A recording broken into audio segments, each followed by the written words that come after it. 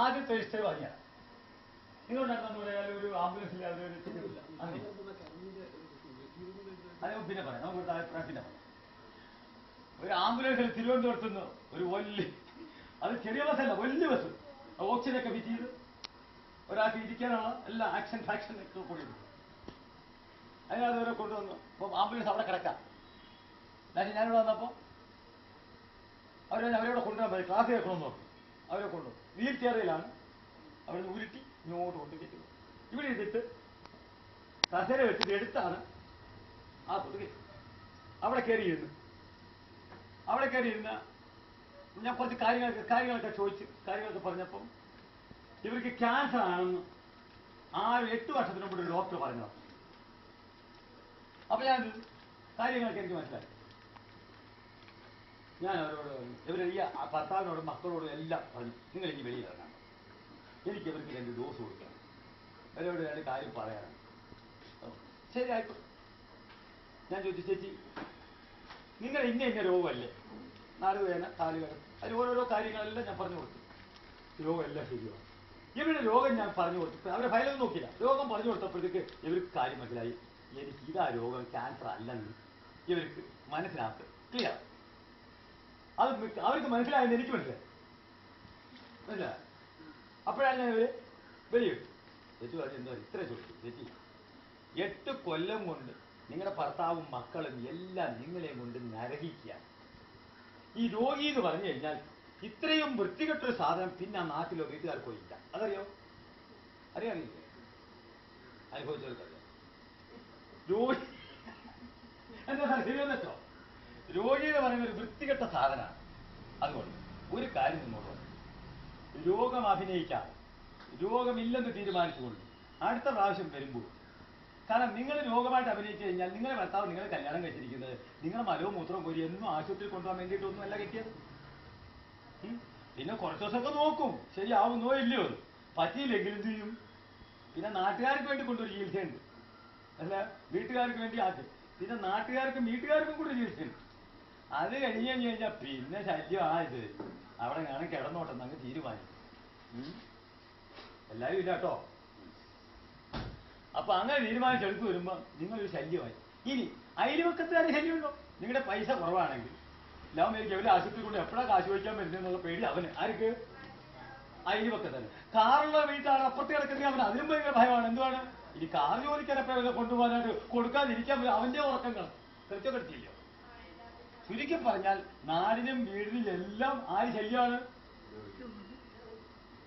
ഈ ഒരു മലവും മൂത്രവും തൂറിപ്പെടുത്തി കിടക്കുന്ന ഒരാൾ വെളിയിൽ നിന്നോട് മക്കൾക്കോ മക്കൾ ഇനിയും കഴിക്കും, മരുമക്കൾക്ക് ശാപ്പാട് ഇറങ്ങൂല. ഇറങ്ങുമോ?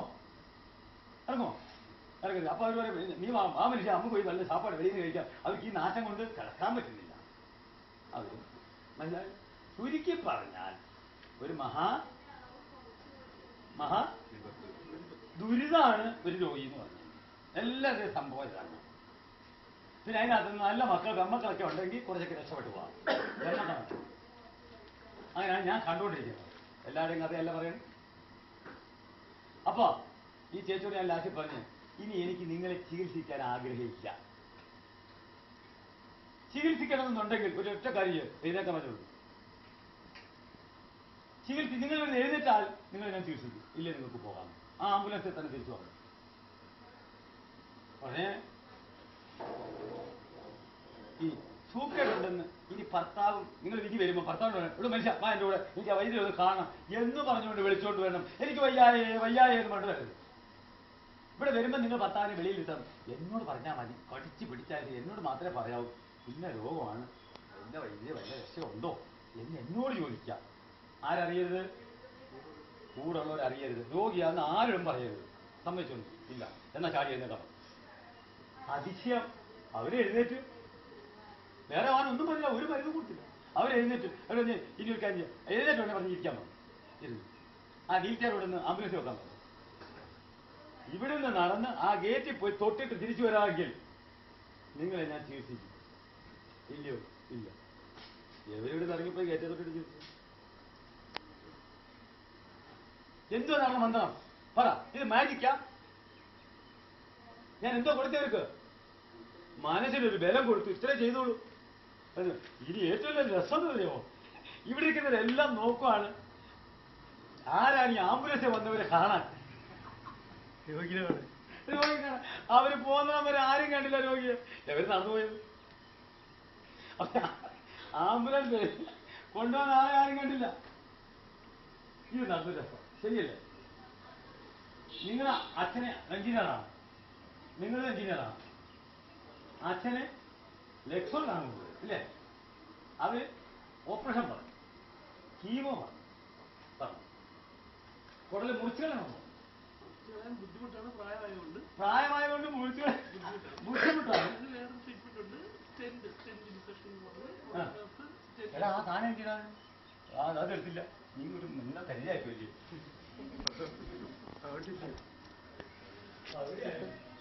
നീ ഒരു മണ്ടന നിനക്കാണ് കാര്യം എത്തിച്ച ശരിയാവും. അല്ല അച്ഛൻ എഞ്ചിനീയർ, നിങ്ങൾ എഞ്ചിനീയർ അല്ലേ? അത് ലാസ്റ്റ് പറഞ്ഞു വയസ്സായത് കൊണ്ട്. എത്ര വയസ്സുണ്ട്? 80 ആവാൻ പോകുന്നു. വയസ്സായത് കൊണ്ട് ഓപ്പറേഷൻ ചെയ്യേണ്ട, ചെയ്താല് അതിനുള്ള നല്ല ആരോഗ്യം വിളിക്കും അല്ലേ? അടിപൊളി ആരോഗ്യമാണ്. അവർക്ക് 80 വയസ്സാണ് ആരോഗ്യം കൊള്ളുന്നത്. വയസ്സാകുന്നത് എപ്പോഴാണെന്നറിയോ? മനസ്സ് പറയുമ്പോഴാ. അതിന് മുമ്പിട്ട് ആരും വയസ്സാവത്തില്ല. മനസ്സെപ്പോ ഇപ്പൊ നിങ്ങൾക്ക് വയസ്സാവണോ? മക്കളെന്ന് പറഞ്ഞാൽ മതി.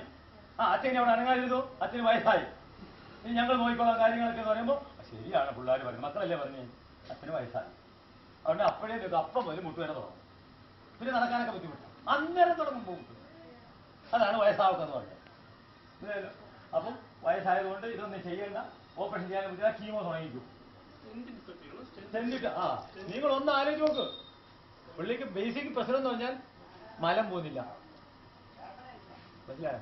ഇവിടെ വന്നിട്ട് 10 ദിവസമായി, 25 ദിവസമായി. നാളെ ഓപ്പറേഷൻ പറഞ്ഞ സ്ഥലത്ത് നാളെ ഇവരെന്നെ കാണാൻ വന്നേ. കൊടുത്തത് എന്തുവാ? ഒന്ന് വയറിളക്കി. സിദ്ധായി എനിക്ക് വയറിളക്കാനുള്ള 101 ആവർത്തി, ആവണക്കണ്ണയുടെ ഒരു ആവർത്തിയുണ്ട്. ഇച്ചിരി ഒന്ന് കൊടുത്തു. ഇവിടെ വെച്ചിട്ട് പോയാൽ വീട്ടിൽ പോയിപ്പോഴോ? വീട്ടിൽ പോയിട്ടോ നല്ലോണം പോയി. പുള്ളിക്ക് ആശ്വാസമായി. പിറ്റേന്ന് അവര് പുള്ളിയോടെ വന്നപ്പോൾ ഫ്രീ. ഇത്രയും നിസാരമായി വയറിളക്കാൻ മാറുന്ന സാധനമാണെന്ന് പറയുന്നതിന് അനുഭവ സമ്പത്തുകൾക്ക് മാത്രമേ പറയാൻ പറ്റുള്ളൂ അല്ലേ? ഒരാളും പറയാൻ പറ്റുമോ? പറ്റുമോ? ഇത്രയുള്ള സിമ്പിൾ. ഇപ്പൊ 27 ദിവസമായി. പുള്ളിക്ക് ഒരു കുഴപ്പമില്ല. ഓപ്പറേഷനും വേണ്ട, ശസ്ത്രക്രിയയും വേണ്ട. വേണോ? ഒന്നും വേണ്ട. ക്ലിയർ. ഇതിന് ആരോടാ പറയണേ? ഇത്രയും നിസാരമായ ഒരു കാര്യം നിങ്ങൾ ആദ്യമേ അലോപ്പതി പോണ്ടെന്ന് ഞാൻ പറഞ്ഞില്ല, ആയുർവേദത്തിൽ പോണ്ടെന്ന് പറഞ്ഞില്ല. ആദ്യം ഈ അടുക്കള വൈദ്യം അല്ലെങ്കിൽ ഈ നമ്മുടെ അടുക്കളയിലിരിക്കുന്ന ഒരു വിദ്യാഭ്യാസമില്ലാത്ത അമ്മ ചികിത്സിച്ചിരുന്ന ആ പഴയ ചികിത്സാ സമ്പ്രദായം ഒന്ന് തിരിച്ചു കൊണ്ടുവന്ന് അവരെ ഒന്ന് നിലനിർത്തി. അവർ മക്കളെ അസുഖം കണ്ടുപിടിക്കാനല്ലോ, ഷുഗർ രോഗിയുടെ രംഗം കണ്ടുപിടിക്കുന്നത് എങ്ങനെയാ? അവർ നോക്കും അച്ഛൻ എപ്പോഴാണ് എത്ര പ്രാവശ്യം മൂത്രം ഒഴിക്കാൻ. പതിവില്ലാതെ പുള്ളിക്കാരെ കുറച്ച് മൂത്രം ഒഴിക്കാൻ വേണ്ടി രാത്രി എഴുന്നേൽക്കുന്നു. അപ്പോൾ അവർക്ക് സംശയം വരുത്തുള്ളൂ. നേരം വിളക്കുമാർ എന്ത് ചെയ്തോ തെങ്ങിനെ മൂട്ടി പോയി നോക്കും, ഉറുമ്പരിക്കുന്നുവെന്ന്. ഉറുമ്പരിക്കുന്നെങ്കിൽ ഓക്കെ, ഷുഗർ. അപ്പം വരെ പാവയ്ക്ക. അവർക്കറിയാം ഷുഗറിന്റെ പ്രതിനിധി എന്ന് പറഞ്ഞാൽ കയ്പ. അതിന് പാവയ്ക്ക, പിന്നെ കിരിയാത്ത്, നമ്മുടെ ആര്യവെപ്പ്, ഇങ്ങനെയുള്ള സാധനങ്ങളുണ്ട്. ഇതെല്ലാമാണ് ഷുഗറിന്റെ മരുന്ന്. അത് അവരോട് കൊടുക്കും. ഇത് ഇറച്ചി, മുട്ട, മീൻ അങ്ങോട്ട് നിർത്തും. ഇത്രേ ഉള്ളൂ. കൃത്യമായി വെജിറ്റേറിയൻ ആഹാരം കഴിച്ചാൽ, നല്ല ആഹാരം കഴിച്ചാൽ തന്നെ ഷുഗർ പോകും. കുട്ടിയുടെ വയറ് ശരിയല്ല എന്ന് അങ്ങനെ നോക്കുന്നേ. അമ്മ അടുക്കള ജോലി ഇരിക്കുമെങ്കിലും കൊച്ചു കക്കൂസി പോകുന്നത് അമ്മ അവിടെ നിന്ന് നോക്കുന്നുണ്ട്. അവൻ എത്ര നേരം ഇരിക്കുന്നു, എങ്ങനെയാണ് മുക്കുന്നോ, മൂളുന്നോ, ഉറച്ചാണോ പോണേ, മലം പടർന്നാന്നോ കിടക്കണേ, അതിന്റെ കളർ എന്താണ്, ഒന്നും മനസ്സിലായില്ലെങ്കിൽ ഒരു ശകലം മലമെടുത്ത് വെള്ളത്തിലോട്ട് ഇട്ടു നോക്കും. പൊങ്ങിക്കിടക്കുന്നെങ്കിൽ ഒരു കുഴപ്പമില്ലെന്നാണ് അർത്ഥം. നിങ്ങൾക്കും ചെയ്യാം. ഈ മലം എടുത്തുകൊണ്ട് നിന്ന് നിങ്ങൾ ആശുപത്രി പിന്നെ ലാബിൽ പോയാൽ അവിടുത്തെ അപ്പഴിരിക്കുന്ന ചെറുപ്പക്കാർ പിള്ളേരാ. ഈ മലം എടുത്ത് നിങ്ങൾ പോകുന്ന കഴിച്ച് അവയെടുത്ത് ഒടികളെ. കൃമി, ശരി, കൃമി ഉണ്ട്, പ്രശാന്തല്ലോ, ഇല്ലെന്ന് പറഞ്ഞാലേ പ്രശ്നമുള്ളൂ.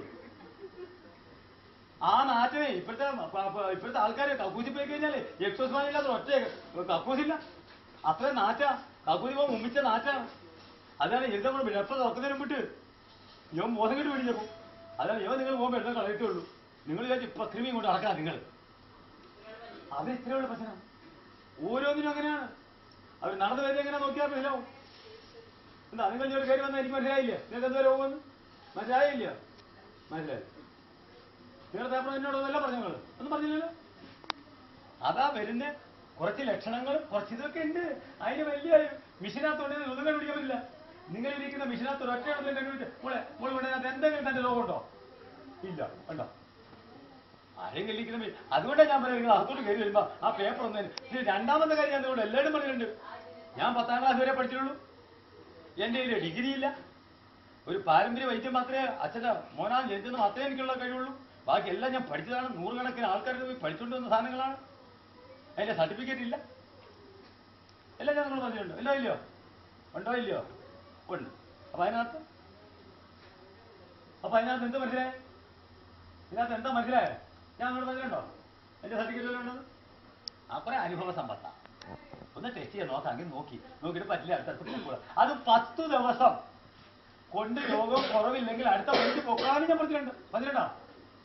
10 ദിവസം തന്നെ നോക്കാവോ. 11 ഇവിടെ വരണമെങ്കിൽ നിങ്ങൾ അസുഖം കുറഞ്ഞിരിക്കണം. കുറഞ്ഞില്ലെങ്കിൽ അർത്ഥം നിങ്ങൾ ഞാനുമായിട്ട് യോജിക്കുന്നില്ല. ഇത്രയല്ലേ ഉള്ളൂ.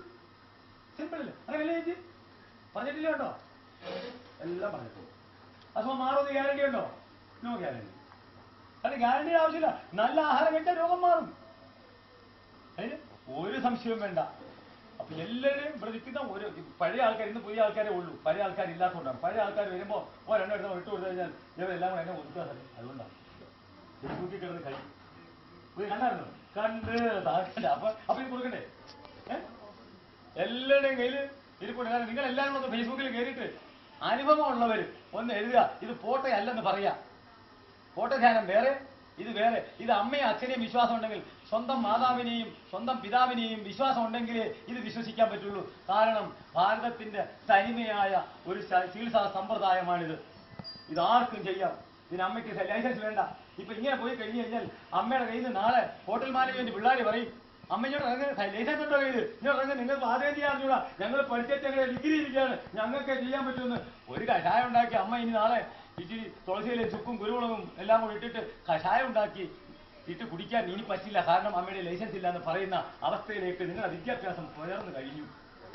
ആദ്യം നിങ്ങളുടെ വിദ്യാഭ്യാസത്തെ ഒന്ന് മാനിക്കാം. ഓക്കെ.